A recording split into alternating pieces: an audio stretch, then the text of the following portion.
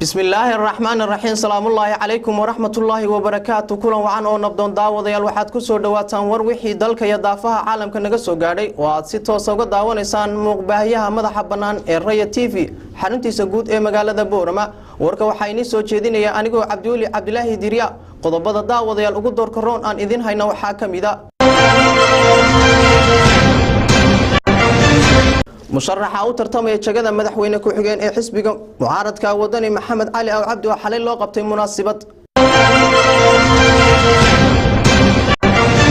مدحوينها جمهورية الصومال الآن مدن أحمد محمد محمود سلاي آيا سفر كوتشوغا بريتين daawada yeelintaasi waa qodobada wararka ugu doorka roon u diyaar garooba qodobadaas iyo qodobo kale oo xiiso leh hadduu Allah awood leedmo